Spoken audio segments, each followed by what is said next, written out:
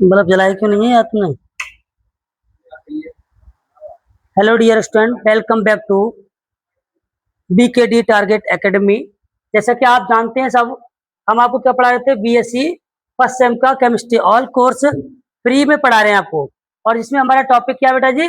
संकरण चल रहा है। क्या चल रहा है बेटा? हाइब्रिडाइजेशन।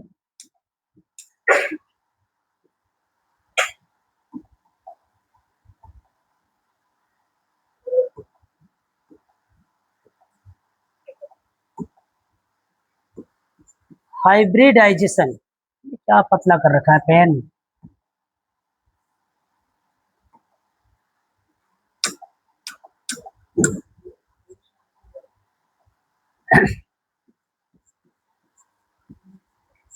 हाइब्रिडाइजेशन ये हमारा टॉपिक है। और टॉपिक में लास्ट क्लास में हमने पढ़ाए थे बेटा जी आपको sp3 संकरण पढ़ाया था सभी को। sp3 संकरण। और sp3 के बाद मुझे याद आ रहा है sp3d संकरण भी मैंने पढ़ाया था। और इसमें एग्जाम्पल हमने लिया था PCl5। PCl5 के बाद मैंने एक और कराया था I3 नेगेटिव। ये हमारे दो एग्जाम्पल हो चुके थे। आज हम एक नया एग्जाम्पल लेके आए हैं।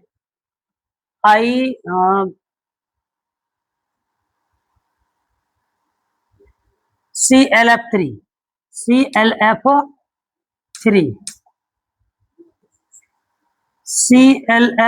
ये हमारा एक नया टॉपिक है ClF3। तो ClF3 में देखना क्या है बेटा जी? हमें सबसे पहले क्या है हमारा? क्लोरीन हमारा कैसा है? सेंट्रल एटम है। तो क्लोरीन का एटॉमिक नंबर कितना होता है बेटा जी? 17 होता है। और 17 का क्या करेंगे हम? इलेक्ट्रॉनिक कॉन्फ़िगरेशन निकालें। 1s2 2s2 2p6। फिर क्या है बेटा? 3s2 3p5। ये हमारा इलेक्ट्रॉनिक कॉन्फ़िगरेशन होगा। क्या है बेटा जी हमारे पास? इलेक्ट्रॉनिक कॉन्फ़िगरेशन ही आ गया। अब आउटर मोस्ट सेल कौन सी हमारी? ये आउटर मोस्ट सेल है। तो इस आउटर मोस्ट सेल में ही क्या करना है हमें? संकरण को देखना है। तो सबसे पहले हम बात करेंगे क्लोरीन इन एटॉमिक ऑर्बिटल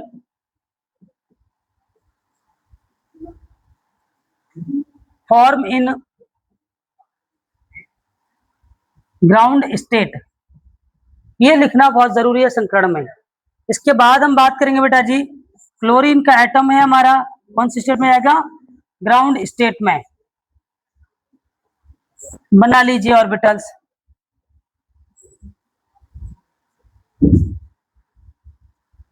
और 3d ऑर्बिटल। ये हमारा क्या होगा? 3s ऑर्बिटल है। और ये हमारा क्या? 3p ऑर्बिटल है। और ये 3d ऑर्बिटल है। देखना क्या है बेटा जी? इसमें कितने इलेक्ट्रॉन है? देखो 2 इलेक्ट्रॉन्स हैं। ये 2 इलेक्ट्रॉन्स आ गए। कितने? 5 इलेक्ट्रॉन्स है p में। 1 2 3 4 और एक 5।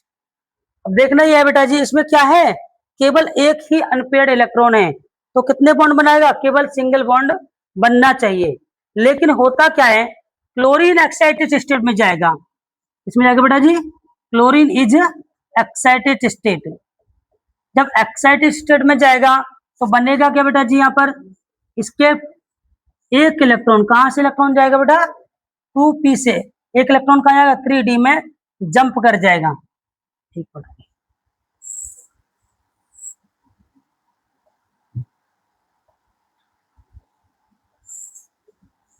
कहां जंप करेगा बेटा जी? 3p से एक इलेक्ट्रॉन 3d में जंप करेगा। जब 3d में जंप करेगा तो क्या बनेगा? 1 2 3।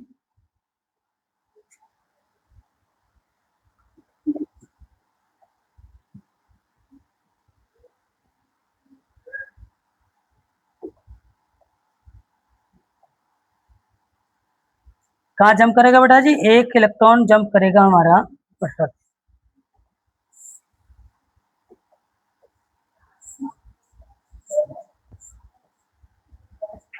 एक इलेक्ट्रॉन कहाँ जंप कर गया हमारा? 3d ऑर्बिटल में जंप कर जाएगा। 3d में। अब इसके पास कितने अनपेयर्ड हो गए बेटा?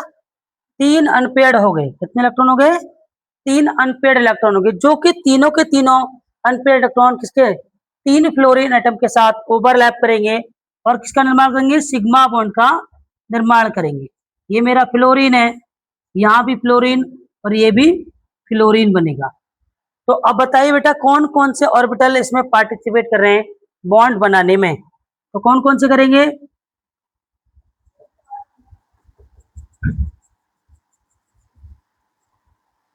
एक s ऑर्बिटल करेगा और कितने? 3 p है और कितना बेटा जी?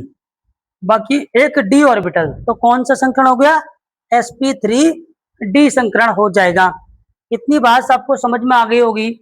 अब हमें ये देखना है बाकी जो 2 इलेक्ट्रॉन्स बचे वो कौन से बचे? Lone pair. और ये भी कौन सा बचा हमारा? Lone pair electron. तो कितने लॉन पेयर इसमें बेटा जी? 2 लॉन पेयर इलेक्ट्रॉन है।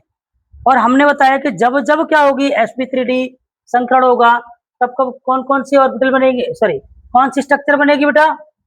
हमेशा कौन सी स्ट्रक्चर बनती है? टीबीपी स्ट्रक्चर बनती है। और टीबीपी स्ट्रक्चर ये हो जाए क्लोरीन, सॉरी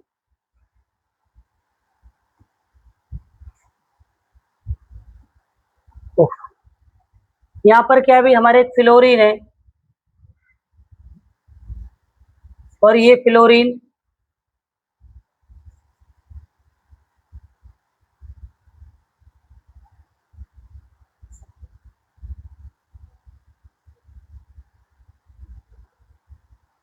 ये फ्लोरीन होगी बेटा जी, ये फ्लोरीन है और एक ये फ्लोरीन है। तो 3 फ्लोरीन कैसे अरेंज होंगे? इस प्रकार से। और बाकी ये 2 लॉन पेयर इलेक्ट्रॉन होंगे हमारे पास, एक और एक 2। ये होगा वही लॉन पेयर ऑफ इलेक्ट्रॉन। तो 2 लॉन पेयर इलेक्ट्रॉन्स हो गए बेटा हमारे पास में। तो इसकी स्ट्रक्चर की बात करें, शेप की बात करो भाई, शेप कैसी हो जाएगी? तो शेप हमारी, शेप में केवल क्या पार्टिसिपेट करता है? केवल और केवल बॉन्ड पेयर ही पार्टिसिपेट करते हैं। तो हमारे क्या हो जाएगा बताइए?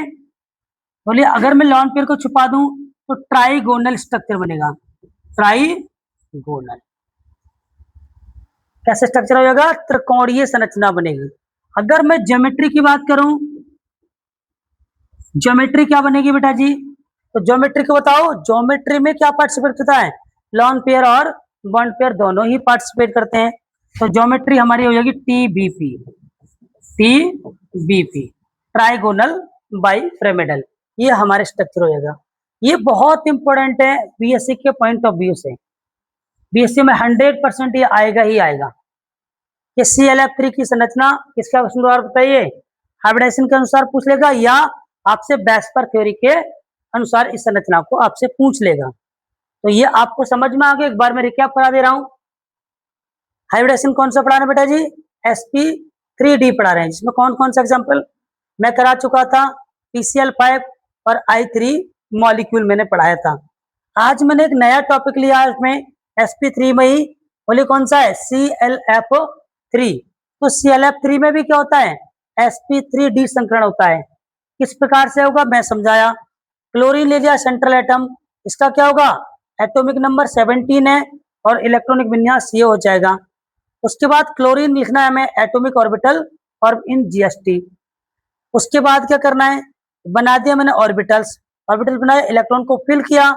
फिर क्या हुआ? एक्साइटेड स्टेट में क्या गया बेटा? एक 3p का इलेक्ट्रॉन 3p सॉरी 3d में क्या हो गया? जंप कर गया। तो अब कुल मिला के कितने अनपेड हो गए? 1 2 3, 3 अनपेड इलेक्ट्रॉन हो जाते हैं, जो कि किसके साथ में? 3 फ्लोरीन एटम के साथ में मिलकर क्या बनाते हैं? सिग्मा बॉन्ड बनाते हैं। तो बॉन्ड बनाने में कौन कौन पार्टिसिपेट किया? एक S ने और 3 P ने और एक T ने। इसलिए कौन सा संकरण हो गया? sp3d संकरण हो गया।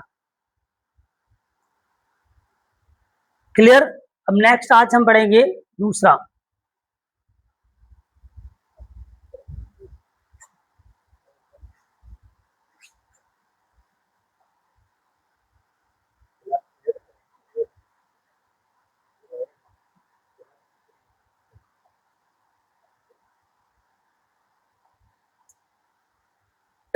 आज हम बात करते हैं, एक नया टॉपिक लेके आए फिर sp3d2 संकरण की हम बात करेंगे। तो sp3d2 संकरण क्या होता है?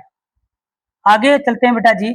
जैसे sp3 कौन से संकरण में कौन से और मॉलिक्यूल्स में पाया जाएगा? AB6 टाइप के अणु में होता है। AB6 टाइप के अणु में एग्जाम्पल में बात करूं तो एग्जाम्पल होगा SF6। कौन सा मॉलिक्यूल होगा? SF6। तो SF6 की हम बात कर लेते हैं। सल्फर क्या है? सेंट्रल एटम है हमारा। सल्फर का एटॉमिक नंबर कितना होता है? 16 होता है। करेंगे 1s2 2s2 2p6 3s2 3p4 और 3d0। देखा क्या ये? Sulphur in atomic orbital form in ground state. ये हम कर लेंगे।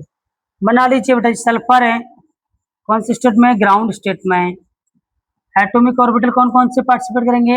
एक 3 और एक 3p, 3s और 3p, 3s और ये क्या होगा? 3p। और लास्ट में हमारा क्या है? 3d ऑर्बिटल्स है।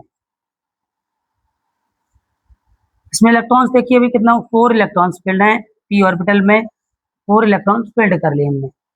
और ये सारे ऑर्बिटल्स क्या होंगे? हमारी वेकेंट हैं। क्या है? वेकेंट। नेक्स्ट हम बात कर लेते हैं sulphur in excited state. Excited state क्या होता है भाई? एक्साइटेड में एक 3p का इलेक्ट्रॉन, इसका 3p का एक इलेक्ट्रॉन कहां जंप कर जाएगा? 3d में जंप कर जाएगा।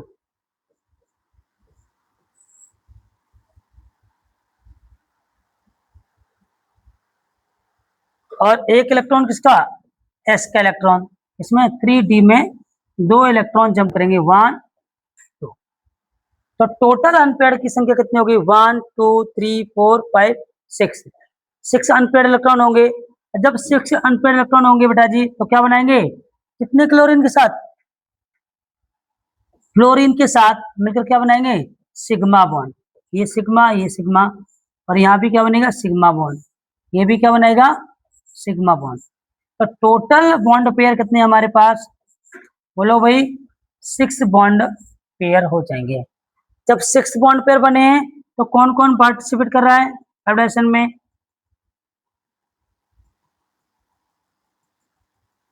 ये हमारे पार्टिसिपेट करना है। कौन कौन से? एक S 3p और 2d। तो संकरण कौन सा होगा? sp3d संकरण होगा। कौन सा संकरण होगा भाई? sp3d संकरण। इसकी शेप की बात करते हैं,